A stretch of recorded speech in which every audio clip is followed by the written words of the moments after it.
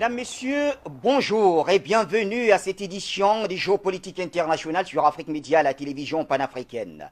Et aujourd'hui, nous revenons sur la question malienne, ou si vous le voulez, le déplacement du président français Emmanuel Macron. Et ce déplacement était donc censé s'effectuer le lundi, et ce pour rencontrer le président de la transition au Mali, le colonel Assimi Goïta, et pourquoi pas célébrer aussi Noël avec les troupes françaises officiellement. Donc l'annulation a été faite en raison de la crise du Covid-19. Cette décision a été prise dans un souci de cohérence entre les mesures annoncées au niveau national et l'agenda international du président français, et dans un souci de ne pas exposer notre dispositif militaire dans un moment de dégradation de la situation sanitaire en métropole. C'est ce qu'a déclaré donc la présidence française. Eh bien, quelle est votre lecture de la situation? On en parle dans quelques instants. Il faut noter dans le second sujet que réunis lundi 13 décembre à Bruxelles, les ministres européens des Affaires étrangères ont affiché leur fermeté face à ce qu'ils considèrent comme la menace russe en Ukraine. Les 27 ont donc annoncé des sanctions contre le groupe paramilitaire Wagner et discuté de nouvelles représailles économiques contre Moscou en vue du sommet européen qui s'est déroulé donc le jeudi et vendredi. Eh bien, nous sommes en mode dissuasif, c'est ce qu'avait déclaré alors le haut représentant de l'Union européenne, Joseph Borrell, en amont de la réunion, soulignant par ailleurs qu'il est très important que la Russie comprenne qu'une attaque contre l'Ukraine aura un coût économique très élevé et des conséquences politiques pour elle. À l'issue de la rencontre, donc, les ministres des Affaires étrangères des 27 ont pris à l'unanimité des sanctions contre le groupe russe Wagner. Eh bien, comment analyser cette décision de l'UE? Ces sanctions vont-elles fragiliser Moscou? Quel impact pourraient-elles avoir dans la lutte contre l'insécurité dans le monde, et notamment au Sahel et en RCA? C'est donc les sujets qui nous intéressent ce matin.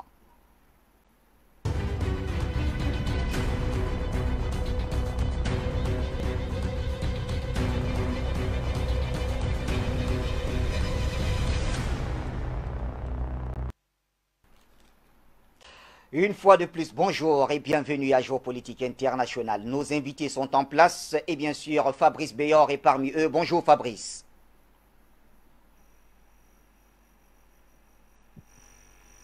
Fabrice Béor, bonjour, vous m'écoutez? Oui, bonjour. Voilà. Bonjour, bonjour Bachir. Voilà, votre micro, il était coupé. Merci d'être avec nous, Fabrice, ce dimanche, comme tous les autres d'ailleurs, pour parler de la géopolitique internationale. Et avec vous, Gamal Abina, qui est également là. Bonjour, Gamal. Bonjour, mais merci pour l'invitation encore une fois. Et bien sûr, Luc Michel, notre géopoliticien. Luc, bonjour.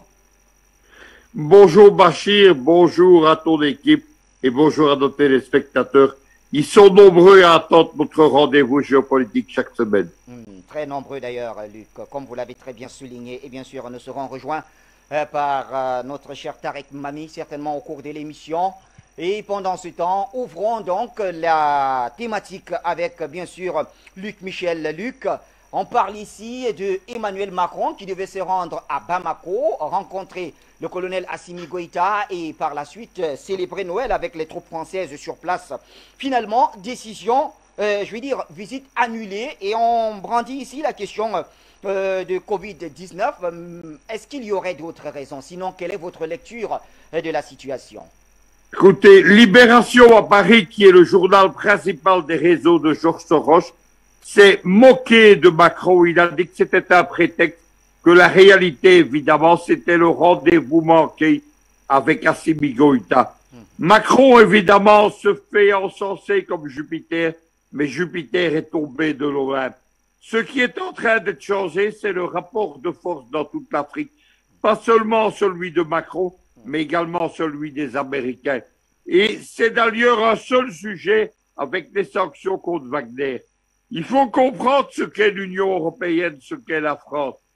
C'est-à-dire que ce sont les domestiques, ce sont les vassaux de l'Empire américain. L'Union européenne, c'est un géant économique. Si vous mettez les 27 économies de l'Union européenne, il n'y a pas photo. Les premières et deuxièmes économies, ce ne sont pas les Américains ou les Chinois, c'est l'Union européenne. Mais l'Union européenne, c'est un nain géopolitique depuis que dans le traité de Maastricht, Elle a confié sa défense à l'OTAN. Elle a dit que l'OTAN était responsable de la sécurité de l'Union européenne.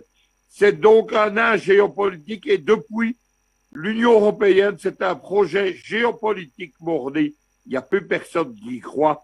C'est le bras armé de l'OTAN. Il y a d'ailleurs aujourd'hui un modèle alternatif. Il y a deux Europes qui s'opposent. Il y a celle de Bruxelles, qu'on appelle la petite Europe croupion, et qui est en état de mort permanente. Et il y a la deuxième Europe, c'est celle de Moscou, ce qu'on appelle la grande Europe, de Vladivostok jusqu'à Lisbonne, qui est développée sur un modèle que nous avions théorisé, non pas à Moscou, mais à Bruxelles, au début des années 1980. Ce modèle-là, c'est une réussite. C'est une réussite, c'est un empire économique, c'est un empire géopolitique, c'est la véritable Europe indépendante. En Afrique, cette Europe, elle est purement et simplement au service des États-Unis et le rapport de force s'est opposé. On a tenté les sanctions contre Wagner.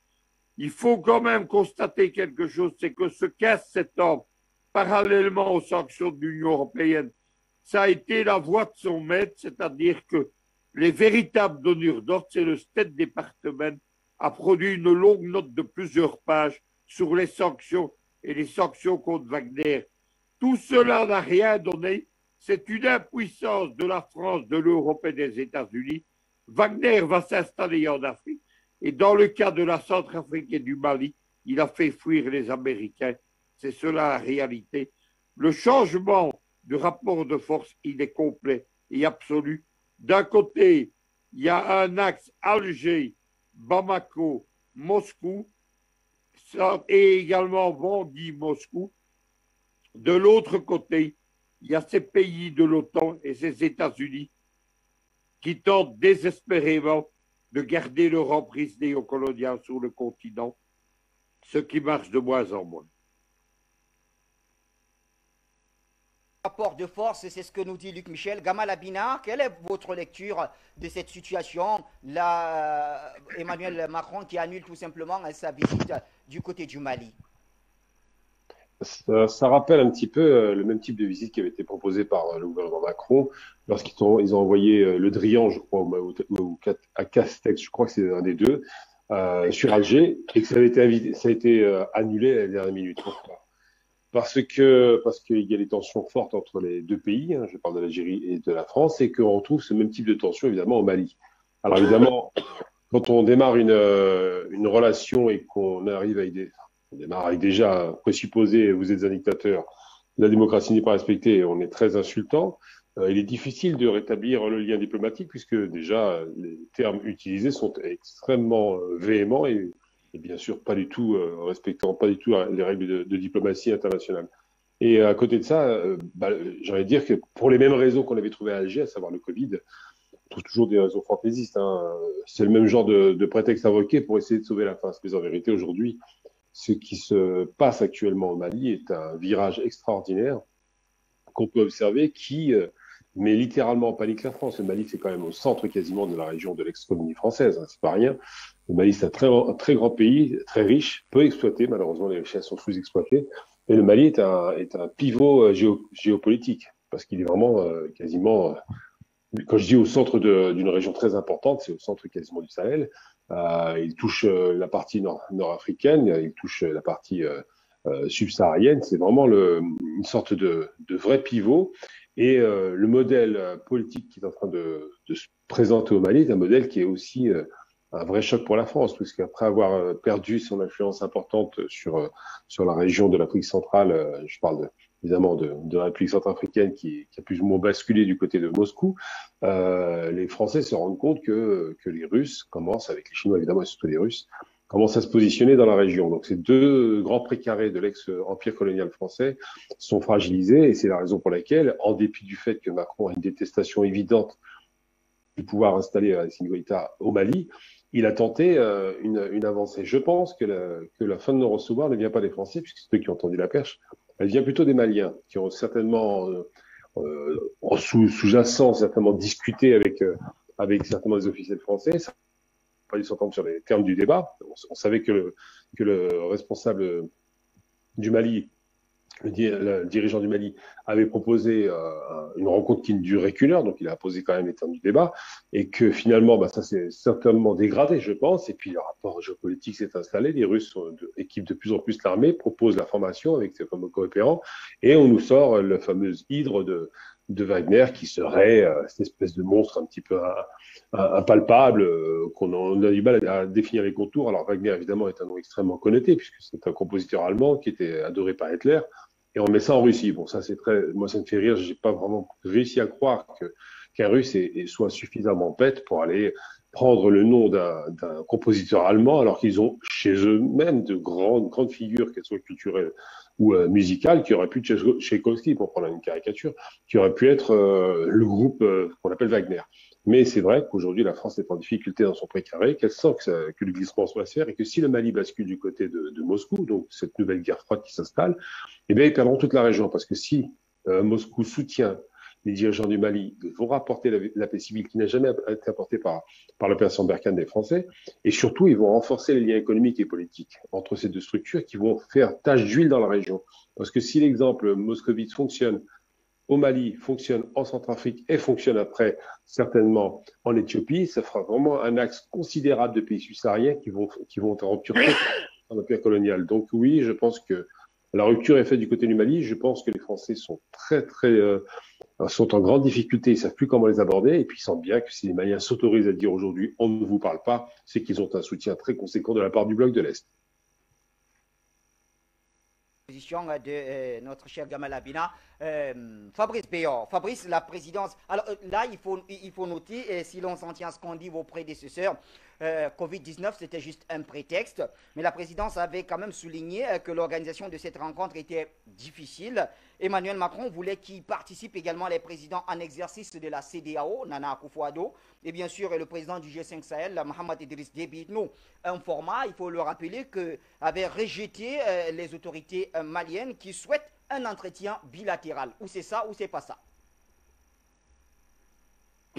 C'est l'annulation, disent-ils, d'Emmanuel Macron de son voyage au Mali avec ce prétexte du Covid est assez risible. C'est simplement en fait d'abord de par la politique de chantage qu'a fait Paris lorsque il a vu que son protégé avait été déposé et que le nouveau président, aujourd'hui en exercice, cherchait effectivement des alliances alternatives géopolitiques dans le cadre de l'axe qui a déjà été déterminé. Bonsoir Tarek. De l'axe qui a été déterminé, à savoir Moscou et la Russie, l'Eurasie et l'Afrique plutôt. Aujourd'hui, ils ont essayé, Macron a essayé de revenir sur le devant de la scène, mais toujours avec la même attitude, le même comportement, à savoir en imposant le cadre de sa venue, puisqu'évidemment Jupiter, on doit déplier le drapeau rouge pour Jupiter. Sauf qu'il a oublié une chose, après avoir été insulté, évidemment, le nouveau pouvoir à Bamako, lui a fait simplement comprendre que s'ils sont arrivés au pouvoir, c'était justement pour établir la souveraineté de l'État malien, afin de régler les problèmes d'abord de sécurité. Et donc, devant le refus du cadre que voulait imposer Macron, en fait, pour mettre en accusation le président Goïta, eh ben, il n'a pas pu avoir le cadre théâtral qui était cousu par ses diplomates et par tous les différents réseaux de la France-Afrique. Et ce pourquoi, puisque la CEDEAO, qu'est-ce que c'est à part une extension de la France-Afrique, et ce pourquoi, donc, il y a eu officiellement cette annulation pour le Covid. En fait, c'est une humiliation supplémentaire, une défaite supplémentaire et une marque supplémentaire, comme ça a été indiqué précédemment, que le pouvoir à Bamako, aujourd'hui, et les relations qu'il a avec Moscou, d'un point de vue géopolitique, sont certainement plus forts qu'on veut bien le croire, et que nous sommes certainement au début d'une même politique, tout du moins d'un même scénario qui a pu se dérouler en Centrafrique, c'est-à-dire l'intervention ou l'aide, le soutien par la fourniture d'armes, principalement les hélicoptères. Pensez bien que c'est assez important, surtout dans ces régions, et que le but sera également le même. C'est d'ailleurs la raison pourquoi ils sont arrivés au pouvoir, c'est de résoudre un problème que Barkhane n'a pas du tout, enfin que l'armée française n'a pas du tout réussi. Remarquez quand même une chose, c'est quand même assez amusant, comme ça l'a été indiqué, c'est qu'aujourd'hui la France panique, les réseaux france-africains paniquent. Et ils paniquent pour deux raisons. La première, ils ne s'attendaient pas à une réaction de la Russie d'un point de vue international par rapport à la politique qu'ils font contre elle en Europe. Le containment, l'avancement de l'OTAN, les provocations diverses et variées. La Russie a toujours répondu qu'elle répondrait d'une manière asymétrique. C'est ce qu'ils font actuellement et ils le font évidemment dans leur intérêt géopolitique et ils le font également parce qu'ils ont besoin d'alliés au sein de l'Assemblée générale de l'ONU et les pays africains, effectivement, et de par la politique ancienne du bloc soviétique, ça ne peut laisser évidemment que des bons souvenirs et des relations qu'il faut retisser, c'est ce qui est en train de se passer. Et donc nous avons aujourd'hui ce retour de la Russie en Afrique et le niveau, et ça c'est une chance, le niveau médiocre de mépris et d'estime de soi un peu trop surestimée de cette petite élite occidentale qui n'a toujours pas compris. Je pense qu'ils n'ont toujours pas compris. Enfin, ils paniquent, mais ils n'ont toujours pas compris parce qu'ils n'ont pas. S'ils avaient compris, ils auraient redéfini finalement le cadre de leur intervention avec l'Afrique. Alors, c'est simplement la tactique qui change, mais pas la stratégie. C'est pas du tout même la philosophie des relations que la France pourrait toujours avoir avec l'Afrique.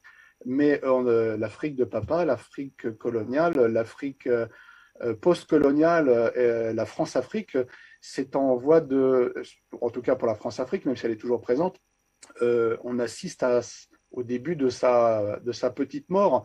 Et c'est en cela que nos amis parisiens se sont perturbés et ne savent pas comment agir. Et là, vous avez, mais c'est le deuxième sujet, vous avez toutes les sanctions contre le pseudo-groupe Wagner et autres. On voit bien qu'aujourd'hui, le bloc occidental, et en particulier dans le cas précis la France, ne sait pas comment agir. Chantage. Après, ils pensent faire de la diplomatie, alors qu'en fait, c'est simplement une imposition. Ils n'ont toujours pas compris. Voilà, je vais conclure dessus. Je le répète, mais c'est important. Ils n'ont toujours pas compris qu'il y avait aujourd'hui des élites, des masses africaines, mais aussi des élites africaines qui veulent passer à autre chose et véritablement reprendre les mains du contrôle de leur pays. C'est simplement, ils veulent simplement retrouver la maîtrise de leur destin et c'est quelque chose de tout à fait normal. C'est dans les chartes des Nations Unies. Donc, lorsqu'on entend parler de la communauté internationale, de la bouche de Paris ou de Washington, le droit international se trouve plutôt dans l'exercice, dans la diplomatie russe, dans l'action russe en Afrique. Et puis, le droit des peuples à disposer d'eux-mêmes, c'est quelque chose qui est inaliénable. Et aujourd'hui, il serait temps qu'en Afrique, ça puisse devenir une réalité. En tout cas, dans certains pays, il y a des élites aujourd'hui qui y travaillent. Et malheureusement pour notre ami Macron, eh ben, ça tombe sur lui, c'est aujourd'hui, il va falloir qu'il s'y habitue parce que ce n'est que le début, à mon avis, d'une longue série de dominos dont je me félicite et dont j'attends avec impatience le développement.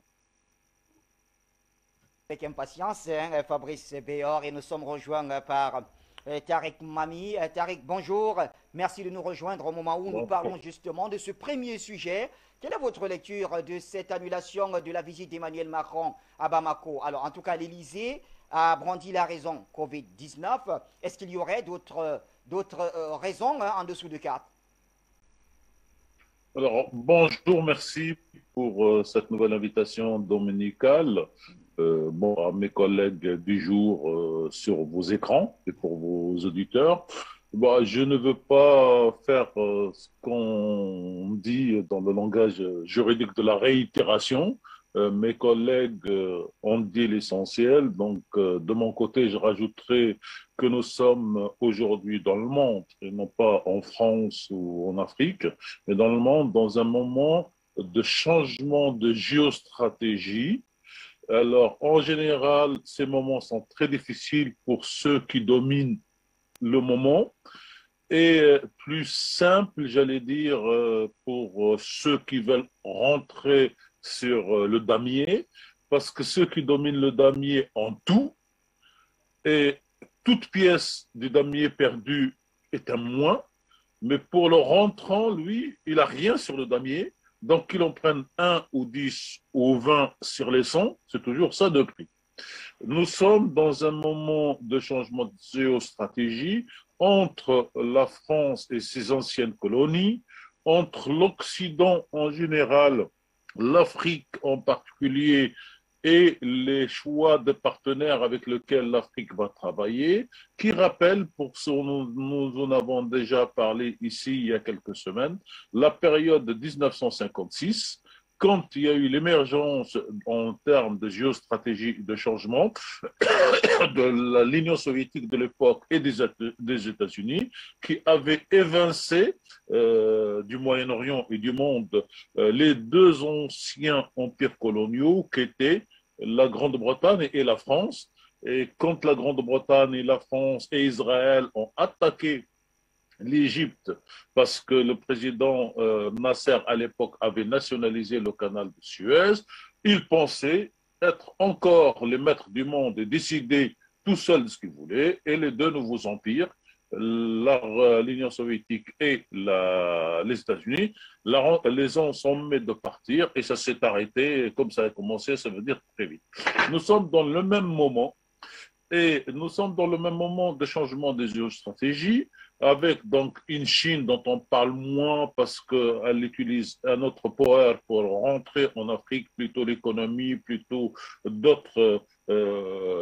autre chemin, et la Russie qui redevient, je dirais pas aujourd'hui impériale, mais un État assez fort pour perturber les jeux des autres, c'est-à-dire l'Europe et les États-Unis et la Grande-Bretagne, parce que la Grande-Bretagne a toujours une situation particulière. D'ailleurs, l'information pour vos auditeurs, je ne sais pas s'ils ont pu la suivre dans vos journaux hier, mais monsieur négociation Brexit, c'est-à-dire sortie de la Grande-Bretagne de l'Union européenne, a démissionné hier du gouvernement. C'est dire aussi cette crise qui frappe à l'Europe et qui va frapper la France, puisque la France est l'un des pays les plus concernés, notamment en matière d'agriculture et de pêche et d'immigration clandestine, avec l'Angleterre. Je reviens donc, si vous permettez, à notre sujet du jour. Ce changement de géostratégie met la France et son président,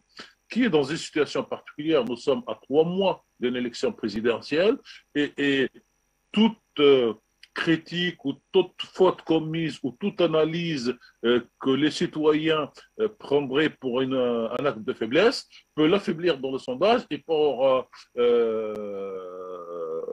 donc diminuer ses chances d'être réélu. D'ailleurs, il était tout heureux d'avoir la présidence de l'Europe pour montrer qu'il était un grand président pour défendre la France et l'Europe.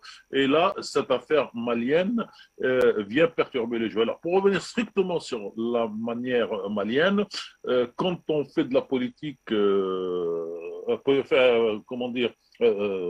gouverner, c'est prévoir, disait Lyoté pour le Maroc, c'est-à-dire que quand on est à 1 an des élections et qu'il y a une crise comme il y a eu au Mali, changement de régime, coup d'État, on l'appelle comme on veut, on doit se projeter quelle relation on va avoir avec ce pays pour aujourd'hui et pour demain. Mais à partir du moment où on prend des positions fortes contre quelqu'un, venir après pour jouer copain-copain, ça ne marche pas. Ça se complique encore plus parce que la France et le président Macron, s'est tiré une balle tout seul dans l'histoire de l'Algérie début juin en disant des choses sur l'histoire de l'Algérie. Vrai ou faux, c'est pas grave, c'est pas l'important. Mais quand on dit des choses et que la personne de l'autre côté ressent ces choses comme une insulte ou comme une gaffe diplomatique, d'ailleurs l'ambassadeur d'Algérie a été rappelé à Alger par Alger et devrait revenir. Donc un pays comme l'Algérie dans ses rapports particuliers avec la France, décide politiquement de ne pas avoir un ambassadeur à Paris pendant 4 ou 5 mois, c'est très important. Donc, pour moi, et pour résumer cette situation que mes collègues ont développée sur d'autres facettes, on est à un moment de changement de géostratégie à l'international entre la France et l'ancienne France-Afrique. Et le président ne pouvait pas dire, voilà, j'ai appelé le président de transition au Mali, il a refusé les conditions que je lui propose, donc je n'y vais pas. Donc, aujourd'hui, le Covid a beau dos, et chaque fois qu'il y a un problème, c'est le Covid qui casse. Je vous rappelle que très exactement, c'était en Algérie que le Premier ministre français devait aller, et pareil, les conditions n'étaient pas, et c'était même avant la crise actuelle, les deux parties ne se sont pas entendus, donc annulés. Dernière chose, contrairement à ce qui se passe donc en Afrique, regardez le voyage du président algérien en Tunisie, et c'est le président algérien qui, en plein dîner, casse la baraque en disant « Je remercie les Tunisiens parce qu'ils ont eux-mêmes cassé leur protocole pour me recevoir, et je n'ai pas été reçu comme un président de la République d'un pays étranger qui vient dans le cadre d'une visite officielle avec tout ce qu'il faut. J'ai été accueilli parce que je suis chez moi et on a cassé tout le protocole et j'ai fait ce que j'avais à faire, ils ont fait. Donc, si vous voulez, ou vous êtes dans un moment de compréhension entre les peuples, ou vous êtes, ce qui n'est pas le cas entre donc, la France et le Mali, ou vous êtes dans le cadre de la domination d'une partie sur une autre, ce qui était le cas de la France pour l'ensemble de l'Afrique anciennement colonisée, où vous devez trouver votre chemin pour construire, j'allais dire, un nouveau chemin pour défendre vos intérêts, mais respecter les intérêts des autres. Et pour les auditeurs du dimanche, je vais leur suggérer, comme d'habitude, d'aller acheter le livre en langue française de Ibn Khaldoun, IBN Khaldoun, Ibn Khaldoun, vous le rappellerez, j'en suis sûr, de temps en temps, qui explique un petit peu, même si c'était au XIVe siècle, cette histoire de cycle de pouvoir, ce cycle d'empire, où on est comme un être humain, on grandit, on vieillit, on disparaît. Et la France, elle est dans cette étape de vieillir avant de disparaître en termes de domination de cette Afrique qu'elle a colonisée. Histoire des Berbères, c'est bien ça, Tarek Mami? Oui, ça c'est le sous-titre. Mais le titre qu'il faut chercher, c'est Ibn Khaldoun, Prolégomène, c'est-à-dire l'introduction à la science de l'histoire, puisque c'est Ibn Khaldoun qui a créé cette science. Merci en tout cas, et vous nous gâtez avec tous ces ouvrages. Merci infiniment. Luc Michel, je reviens à vous. Alors, Tarek Mami parlait d'un changement de géostratégie internationale, mais pourquoi Paris ne semble pas prendre conscience de ce changement, justement? Parce que, justement, le livre, le dernier histoire de la France-Afrique, elle est sortie le jour du sommet de Montpellier. Le très significatif, c'est l'Empire qui ne voulait pas mourir. Depuis 60 ans, avec De Gaulle et Foccart, ils ont réussi une OPA sur l'histoire, ils ont réussi à suspendre l'histoire, à voler la décolonisation, et Paris ne se résout pas à constater qu'on n'est plus en 1960, ou même en 1980 ou en 2000, on est en 2021 dans un autre cycle géopolitique. Voilà ce qui se passe. Les Français, j'ajoute quelque chose. Vous savez, il y avait un livre fameux. Allez, Luc. Excusez-moi, il y avait un livre fameux d'Antoine Glaser. C'était Arrogant comme un Français en Afrique. Oui. Ça explique tout, évidemment, le problème psychologique de la France qu'on retrouve actuellement chez tous les politiciens qui sont engagés dans la campagne présidentielle. J'écoutais hier Valérie Pécresse, par exemple. Elle nous sortait encore l'histoire de la France qui devait redevenir une grande puissance. C'est le cas de Mélenchon, c'est le cas de Zemmour, évidemment, c'est le cas de Macron, c'est le cas de tous les autres. Ils ne comprennent pas. Tarek Mami l'expliquait bien, c'est que la France était la grande puissance en Europe, mais c'était sous Louis XIV et sous Napoléon au XVIIIe siècle. Ça s'est arrêté un soir de Waterloo le 18 juin 1815 et ça s'est arrêté une deuxième fois lorsque la Wehrmacht de Hitler s'est emparée de la France en 4 semaines. Depuis, la France c'est une puissance décadente qui joue encore sur ces nostalgies géopolitiques. Merci Luc. Gamal Abina, je reviens à vous, mais est-ce que Bamako n'aurait pas pu profiter de cette visite d'Emmanuel Macron pour pouvoir négocier la levée des sanctions économiques qui pèsent contre lui? Je vais prendre un exemple très concret pour illustrer mon propos. Oui. On vient de faire référence à pas mal de livres, donc si je vous invite à lire Voyage au bout de la nuit de Céline, Oui. parce que c'est un roman, évidemment, c'est un roman intéressant dans la mesure où on parle d'un homme qui était raciste, évidemment, mais pas plus que les autres, mais surtout qui a une description, lorsqu'il part en Afrique, des Africains, non pas comme des êtres humains, mais comme des espèces d'animaux, comme ça, parlant, pensant plus ou moins, mus par des instincts, et qui seraient incapables de se prendre en main. Ils les appellent les nègres, ils les voient comme des pauvres types. Et le sentiment général qu'on a aujourd'hui, malheureusement, c'est que la France a une perception africaine qui est un peu le principe du grand enfant. Il parle beaucoup de grands enfants, ce qui est assez ridicule, mais qui est très, très raciste, qui donne le sentiment que les Africains sont incapables de se projeter, de réfléchir, de construire des relations. Alors là, le choc est patent, puisque quand on part d'un postulat aussi ridicule et méprisant et condescendant en disant que ces peuples-là sont incapables de se mouvoir par eux-mêmes, eh bien, on se rend compte que deux choses interviennent. Et Luc Michel a rappelé, c'est intéressant, que la France, et je le rappelle régulièrement, depuis 200 ans, 220 ans pour être précis, perd toutes ses guerres. Elle n'a jamais gagné une guerre depuis les guerres napoléoniennes. Depuis qu'elle a perdu Waterloo, c'est des successions de défaites. Ça, c'est important de le rappeler. Donc, la psychologie française, qui se voit encore grande par Napoléon, dont tous ces généraux décorent les rues et les boulevards parisiens, donne le sentiment que c'est un pays qui est dans une perspective où il se dit je veux exister par mon rayonnement culturel, mais enfin, ça ne laisse plus grand-chose, par mon rayonnement industriel, mais ils sont largement concurrencés, et par mon influence internationale et impériale, puisque c'est l'empire africain dont on parle. Et lorsqu'ils essaient de tendre la main à l'Afrique et aux dirigeants de l'État, ils le font de la façon la pire, ils le font de façon condescendante. C'est-à-dire que d'abord, ils l'insultent, ils critiquent le fait que ce soit un coup d'État et qu'ils ne respectent pas les termes du débat démocratique, comme si la démocratie était une fin en soi.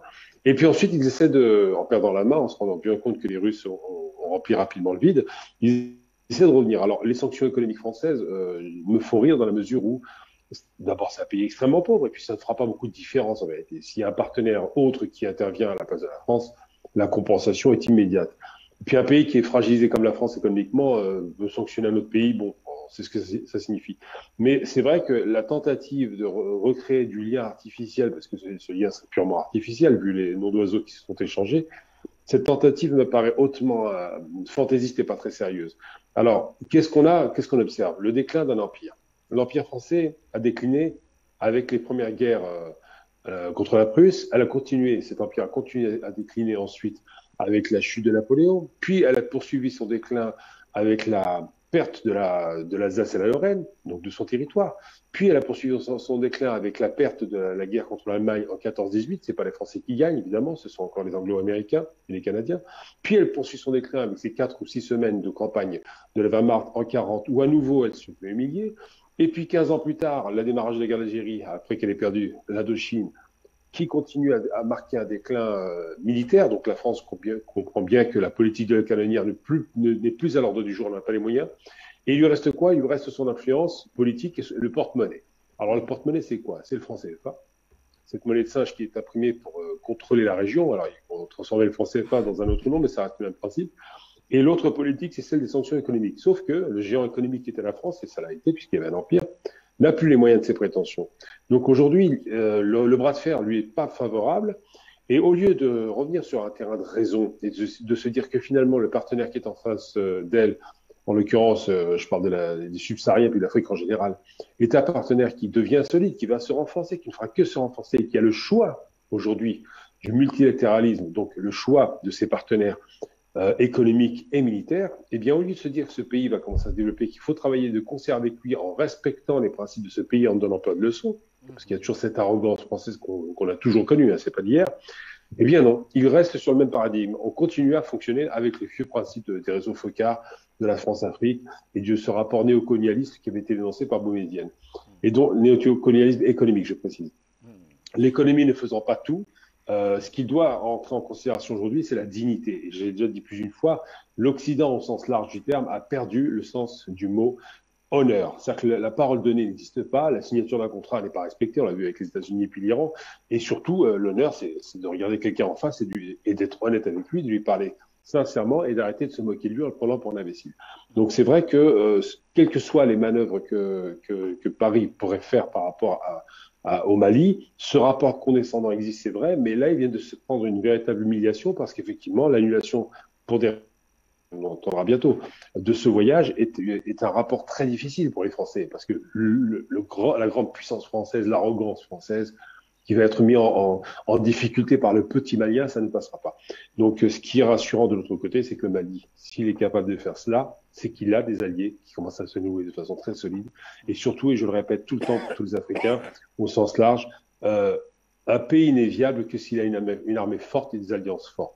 S'il n'a pas cela, il ne se développera jamais. C'est triste à dire, mais c'est vrai que dépenser beaucoup d'argent pour le militaire, ça a un sens sécuritaire qui permet de garantir après le développement économique. Les Maliens l'ont compris, c'est pourquoi ils ont installé un pouvoir fort, l'armée au pouvoir. Et ce que les Français oublient de rappeler, c'est ce que je vais conclure là-dessus, ils oublient de rappeler une chose, c'est que s'il y avait eu un choc au niveau de la population, s'ils avaient détesté, comme ça a été le cas en Égypte, le pouvoir militaire, il y aurait des manifestations tous les jours et des morts. Ça n'est pas du tout ce qui se passe. Au contraire, le sentiment général des Maliens, c'est qu'ils sont sauvés par leur armée parce que la dignité est de retour. Et le sens du mot dignité, encore une fois, est absent du vocabulaire occidental qui ne fonctionne que par l'argent et par l'impérialisme. Et là, effectivement, ils se prennent une leçon de choses. Moi, j'apprécie de là où je suis, de constater qu'effectivement, les Maliens ont relevé la tête et regardent comme Sankara l'avait fait face à Baudouin, la France dans les yeux lui dit non, vous ne venez pas aujourd'hui.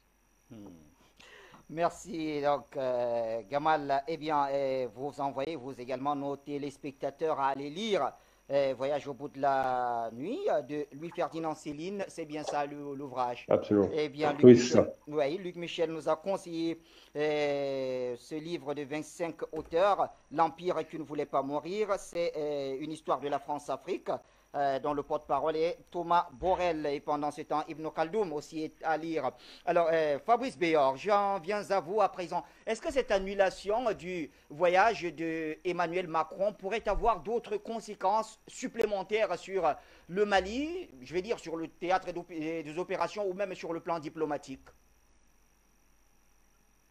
Face à la claque que Macron a reçue, vu qu'il est de notoriété publique, que c'est quelqu'un qui est très rancunier, puisqu'il a une opinion assez particulière, c'est un narcissique, évidemment qu'il va avoir des répercussions. Mais qu'est-ce qu'il peut faire de plus que les sanctions qu'ils ont déjà imposées? Qu'est-ce qu'ils peuvent faire plus que de retirer les soldats qui sont en train d'être retirés? Il n'y a rien, en fait. La France ne maîtrise plus l'agenda sur place. Ils ont eux-mêmes créé la situation, d'ailleurs. S'ils avaient résolu la question dite sécuritaire, dont ils sont à l'origine, puisque je rappellerai que c'est suite à la destruction de la Jamaria arabe libyenne qu'ils ont produit ce déversement d'hommes et surtout de matériel de guerre, et pas petit, dans la région, et qui a apporté, entre autres, pour le Mali, en particulier, cette situation qu'aujourd'hui, le gouvernement actuel hérite et qui est ce pourquoi ils sont arrivés au pouvoir, c'est justement pour reprendre la main.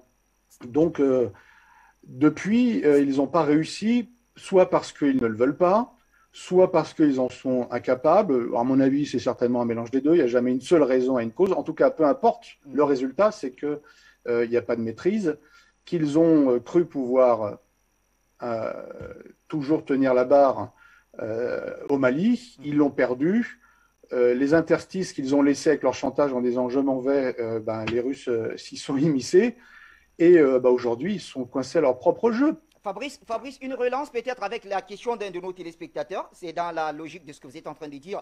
Alors, il nous demande, alors, comme conséquence, est-ce qu'on ne pourrait pas se retrouver avec une montée en puissance des attaques terroristes dans le nord du Mali, si l'on s'en tient bien sûr à ce que disait le Premier ministre Choguel Maïga, qui nous faisait savoir que la France a entretenu et soutenu les terroristes dans le Sahel?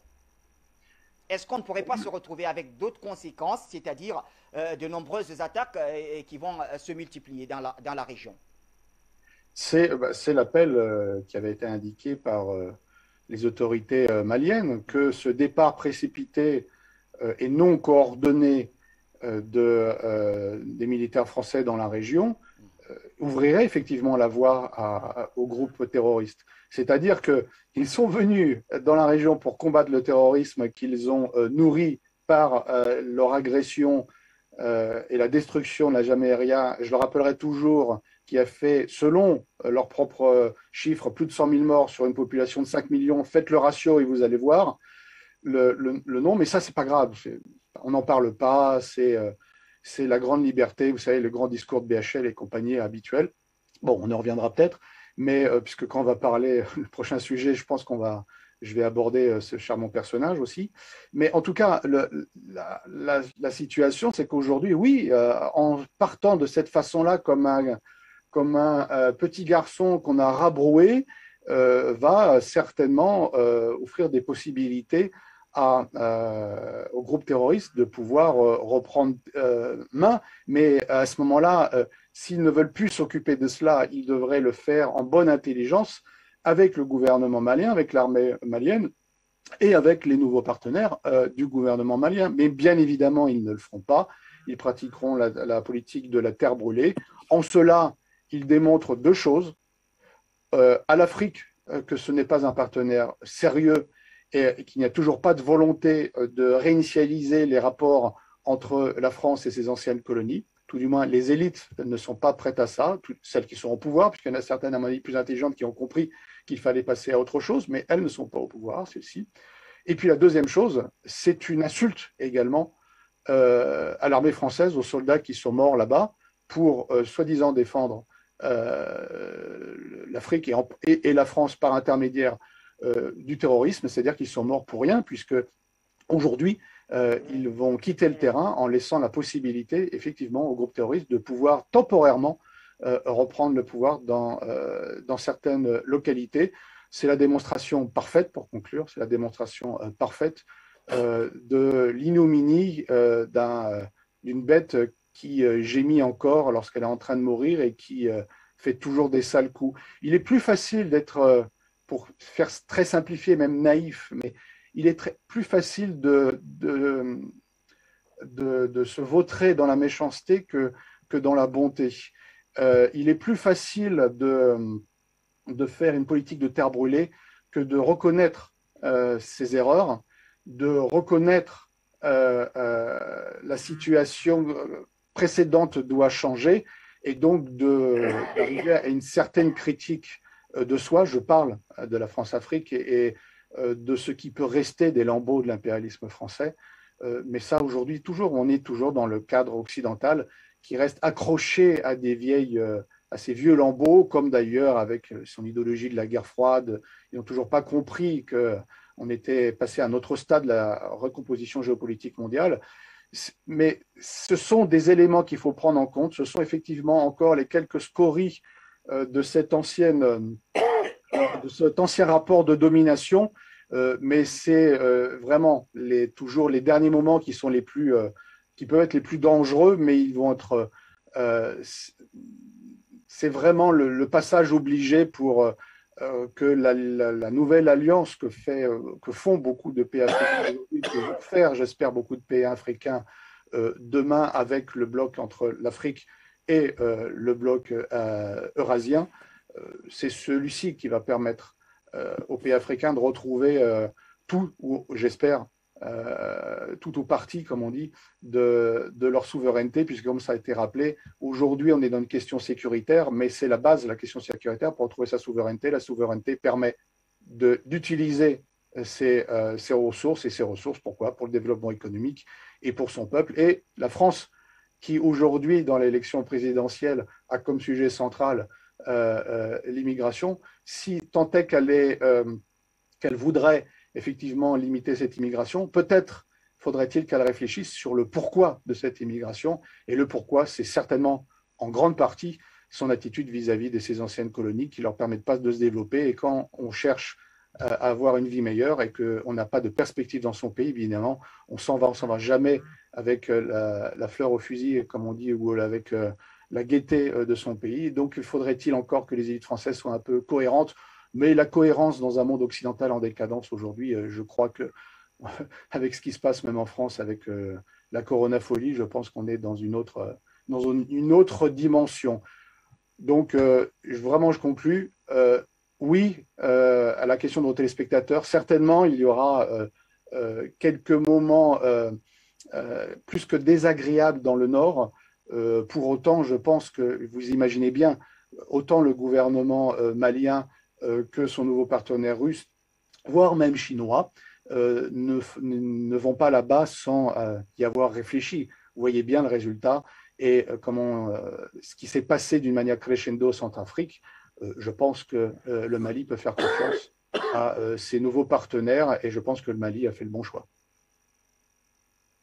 Scénario, en tout cas, vous l'avez dit, hein, la bonne attitude peut-être aurait été de reconnaître ses erreurs, mais dans l'orgueil de la gouvernance française, il faut bien dire que reconnaître ses erreurs reviendrait finalement à un aveu d'échec. Tarek Mami, la parole est à vous à présent. Alors, Paris cherche toujours à dissuader le colonel Assimi Goïta de recourir aux paramilitaires russes, mais est-ce qu'il se fait tard de dissuader Assimi Goïta aujourd'hui? Vous savez, pour vos téléspectateurs, je vais prendre trois images, deux images connues, une moins connue, ou même quatre pour les Français et pour la France et pour le monde. La première image, c'est la défaite française à Dien Bien Phu, dont on parle beaucoup dans les livres, mais dont on n'apprend rien dans l'école française. Une défaite rapide, totale, et qui n'est pas enseignée. Ça veut dire que les jeunes n'intègrent pas que leur pays a été, peut-être encore un peu, ne le sera pas demain. Donc, on ne connaît pas. On connaît un peu plus la perte de la guerre, même si c'est politique, en Algérie, mais on ne la reconnaît pas comme une défaite, puisque pour l'Algérie, on parle d'événements, et il a fallu attendre 30 ou 40 ans pour qu'un Premier ministre, Jospin, change le mot « les événements en Algérie » au mot « guerre ».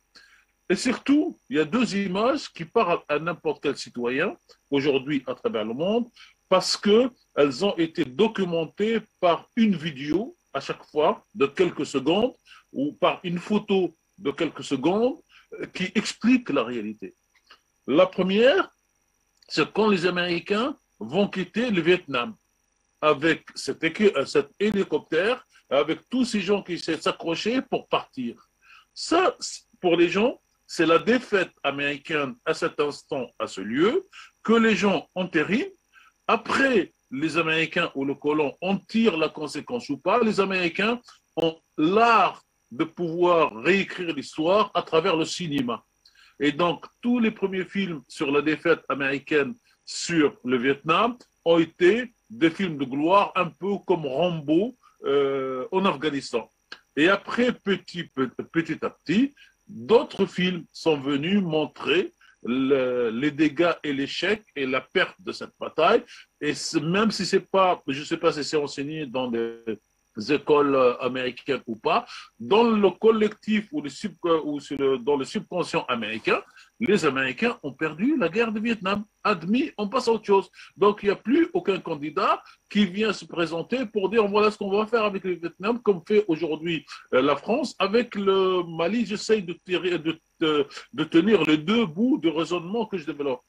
La deuxième, c'est exactement la petite vidéo du départ des Américains, encore une fois, d'Afghanistan, qui sont venus jouer au cow-boy, qui ont tout fait pour donc faire expulser parce qu'on appelait à l'époque les Moudjahidoun, le Moudjahidoun étant le mot positif du mot jihad en arabe pour la lutte. Et donc, ils ont tout fait pour faire sortir l'Union soviétique, qui est sortie, et après ils sont venus pour montrer que eux, ils sont plus forts que les États-Unis. Ils sont restés 20 ans, ce qui n'était pas le cas des États-Unis, de l'Union soviétique. Et à la fin, en quelques secondes, dans une vidéo, on les voit partir, on voit les gens s'accrocher, on voit même un ou deux malheureux, une ou deux mauvaises personnes qui tombent de l'avion.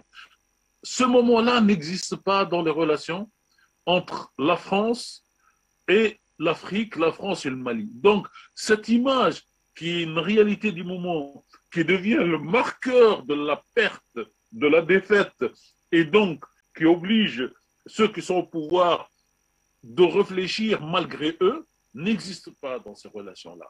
Et ce moment-là, aujourd'hui, il n'est admis ni par la classe politique actuelle, ni parmi ceux qui prétendent arriver au pouvoir à la présidentielle en France, ni par la majorité de la population. J'espère qu'un jour, avec vous, chers collègues, Jérôme et d'autres, nous aurons le moyen de faire un micro-trottoir sur Paris et sur Bruxelles. On prend le premier venu, on lui dit, monsieur, Mali, France, France-Mali, qu'est-ce que ça vous dit? Et vous n'allez avoir aucune réponse. Parce qu'en plus, aujourd'hui, nous avons, nous, en France, nous, Français, j'ose le dire, nous avons un drame. C'est que nous avons installé ce qu'on appelle les télévisions d'information continue. Moi, je les appelle, quand je m'exprime sur notre radio, les télévisions de désinformation continue, voire les télévisions d'opinion continue.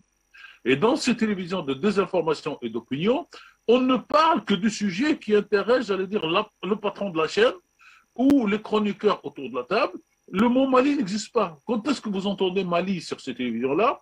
C'est quand il y a un soldat français qui est mort, ou quand il y avait Madame Sophie Pétronin qui est rentrée ou qui est repartie.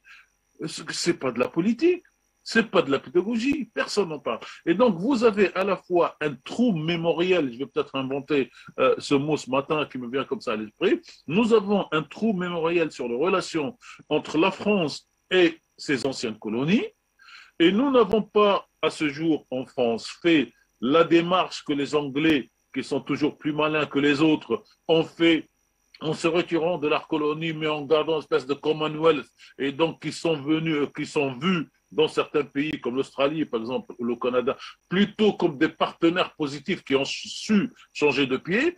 La France n'a pas encore fait ça. Et Luc Michel, qui est à Bruxelles, va peut-être me confirmer. J'ai cru lire ces derniers jours que beaucoup maintenant en Belgique commencent à dire qu'on ne peut pas refaire l'histoire, qu'on ne peut pas nettoyer ce qui a été fait par la colonisation en Afrique, mais qu'il y aurait deux projets de loi pour changer la donne, vous expliquer. Alors j'ai lu très partiellement, Luc parlera très vite de moi, et après on posera une question, si on a 2 minutes à la fin, une question spécifique à Luc Michel, qui connaît très bien donc l'histoire de la Belgique et des rapports avec l'Afrique, sur cette fameuse vidéo et ce fameux texte attribué au roi belge qui expliquerait, donc je demanderai à Ali qu'est-ce qui nous explique ça à la fin, qui demanderait donc aux prêtres et à l'Église de la manière dont il faut contrôler les consciences des Africains quand ils viennent les coloniser. Une vidéo qui aujourd'hui fait beaucoup de buzz dans les deux sens. Le texte est publié et donc il faudrait qu'on explique aussi à nos auditeurs, par ceux qui connaissent le métier, le dossier, c'est-à-dire notre ami Luc Michel, si ce dossier est un dossier factice, créé après coup, ou si ce discours a bien existé d'une manière ou d'une autre, de manière à couper court aussi aux infox qui viennent des fois nous donner des éléments de résistance africaine contre l'ancien colon et qui seraient fabriqués et qui n'auraient pas une réalité. Mamie, pour cette autre analyse qui nous conduit directement d'ailleurs dans notre deuxième sujet, étant donné que les deux sujets sont intimement liés, et vous l'avez dit, messieurs, en début d'émission, Luc Michel, les sanctions contre le groupe paramilitaire russe Wagner. J'utilise la même expression que ceux qui ont sanctionné, Luc. Alors, comment vous analysez ces sanctions? Tout d'abord, je vais répondre à Tarek Mami. Il évoque en fait la charte de l'impérialisme. C'est un faux usage de faux comme les protocoles d'échange de Sion. Dans la charte de l'impérialisme qui est censée avoir été écrite au moment de la conférence de Berlin, on évoque les droits de l'homme, le génocide et les crimes contre l'humanité qui sont des notions développées au tribunal de Nuremberg à partir de 1946. On ne pouvait pas les développer en 1885. C'est rendre un mauvais service. Il y a assez de documents pour accabler le roi Léopold II et le colonialisme belge sans tomber là-dedans. Actuellement, il y a un grand débat mémoriel en Belgique, mais le but, c'est de noyer la question, c'est-à-dire de tenter d'étouffer les véritables responsabilités, notamment celle des Saxe-Cobourg-Gotha, la dynastie belge. Voilà ce qu'il faut retenir. Pour comprendre le colonialisme en Belgique, imaginez-vous que l'arrière-petit-neveu d'Adolf Hitler serait chancelier en Allemagne. Aujourd'hui, l'arrière-petit-neveu de Léopold II, il se trouve au roi des Belges. C'est tout ce qu'il faut retenir. Maintenant, venons-en au groupe Wagner. Le groupe Wagner, en fait, je l'ai expliqué souvent, c'est une construction médiatique qui est tirée d'un livre de propagande américaine qui s'intitule De Compagnie Yuki, les opérations d'Eugénie Prigozhin en Russie. Eugénie Prigozhin étant un des amis de Vladimir Poutine, actif dans le domaine des médias. Il est notamment le propriétaire d'une télévision kadhafiste au Caire, la Jamerian TV. Mais la véritable, évidemment, montage du groupe Wagner, il apparaît à travers les sanctions qui ont été prises par l'Union européenne et à travers la note du State Department américain du 15 septembre. C'est une très grande note et évidemment, c'est la voie de son maître. C'est là qu'on donne les ordres à l'Union européenne. L'Union européenne et les Américains ont démontré par l'absurde que le groupe Wagner n'existait pas. Tout d'abord, on prétend sanctionner des avoirs et des comptes bancaires et des gens qui vivraient, qui circuleraient dans l'Union européenne. Que ce soit Prigozhin ou que ce soit ses équivalents, ce sont des gens qui sont actifs en Russie et en Europe ex-soviétique. Et les paramilitaires, ce sont des gens qui sont actifs en Syrie ou en Afrique. Ils ne sont donc pas du tout impactés par des sanctions qui leur interdiraient de voyager dans l'Union européenne ou d'y bénéficier d'avoirs. Deuxièmement, la meilleure preuve que le groupe Wagner n'existe pas, c'est qu'on n'a rien trouvé pour sanctionner une entité qui s'appellerait Wagner.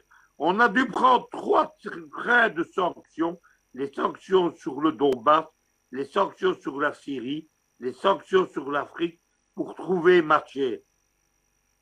Deuxièmement, ne trouvant pas d'entité Wagner, on a pris 3 sociétés commerciales d'Eugénie Prigozhin, puisqu'il est présenté comme le patron de ce fantomatique groupe Wagner, et on les a pénalisées. Elles n'ont bien entendu rien à voir avec des sociétés paramilitaires. Enfin, on a sanctionné 8 paramilitaires russes actifs en Afrique, les 2 plus célèbres étant Dimitri Utkin. Dimitri Utkin, c'est le patron de Sewa Security qui assure les conseillers militaires en Russie. Et le deuxième qui a été conseillé, on notera que c'est un personnage officiel qui dispose d'un passeport diplomatique. C'est notre ami Valéry Sakharov, le conseiller russe à la sécurité de Touadéra, qui a été sanctionné, évidemment, à la grande colère du gouvernement de Bangui. Voilà donc, on a pris 8 paramilitaires, on a pris 3 sociétés commerciales, on a prétendu employer des sanctions économiques en Europe. Tout cela n'a pas une apparence de réalité, c'est de la pure propagande, c'est du battage médiatique.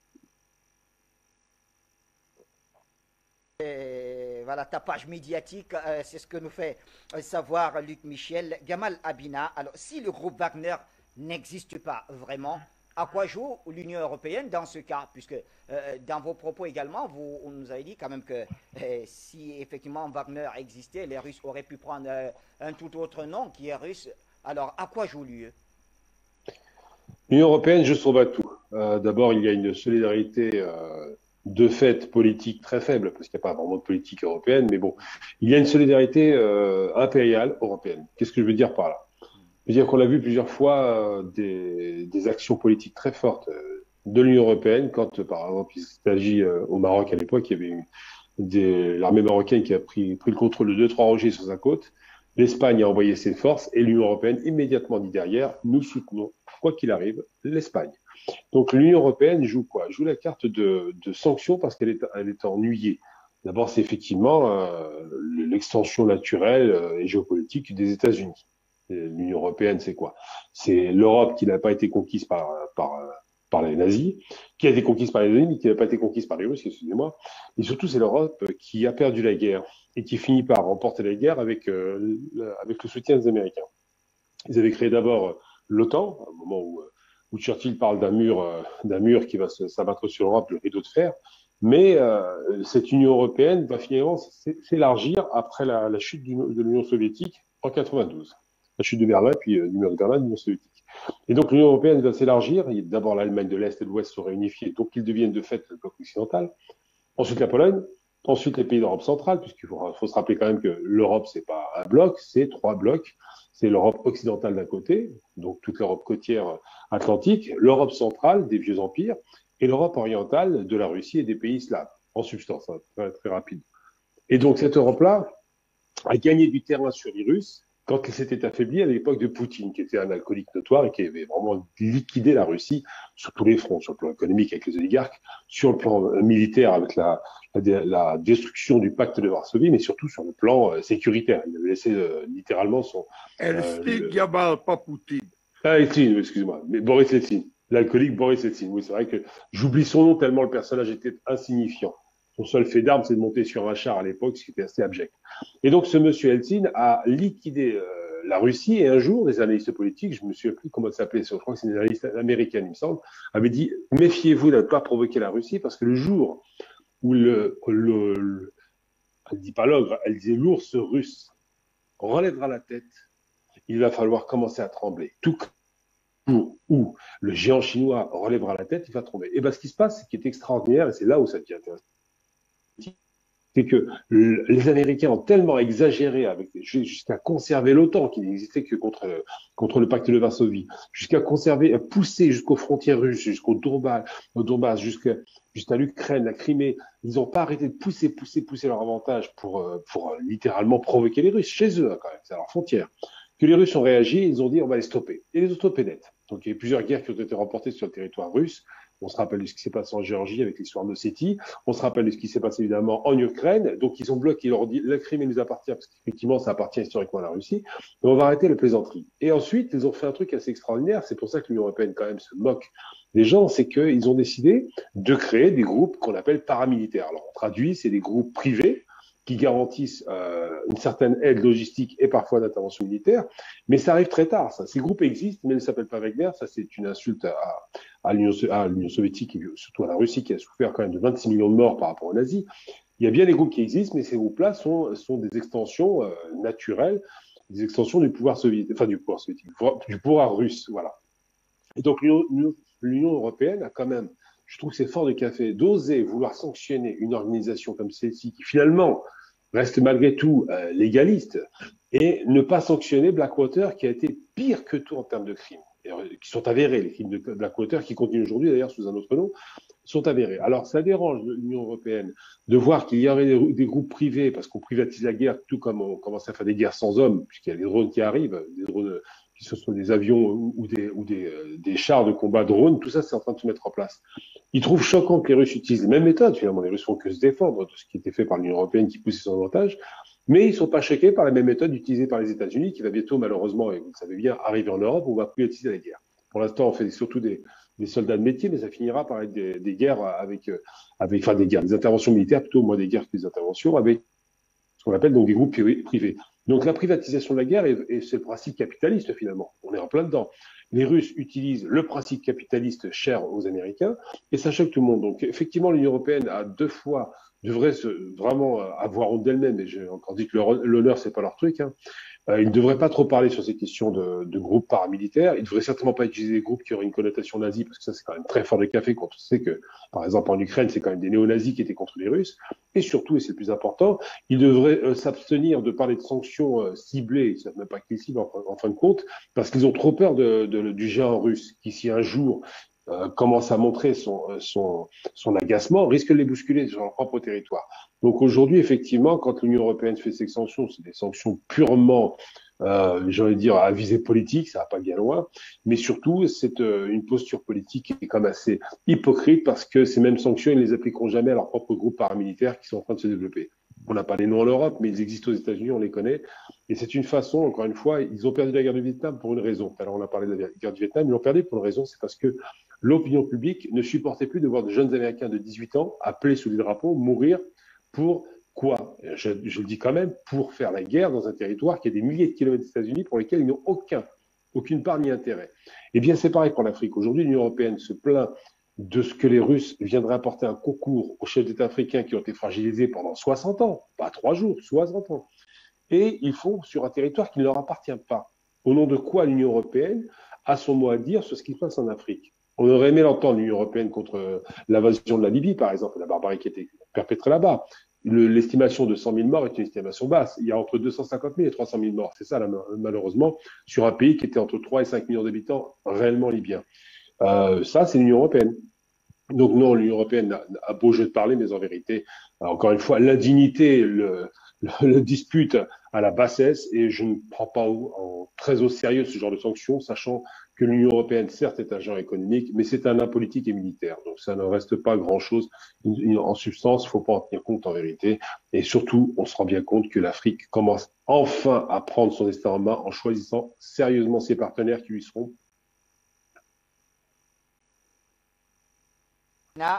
Fabrice Béor, Fabrice, alors si les sanctions contre Wagner seront sans conséquence puisque Wagner n'existe pas, qu'en est-il des autres sanctions ciblées de l'Union européenne, puisque, faut bien le rappeler, il y a des personnalités et même des entreprises plus ou moins proches de Vladimir Poutine qui ont été sanctionnées. Est-ce que cela pourrait fragiliser Moscou?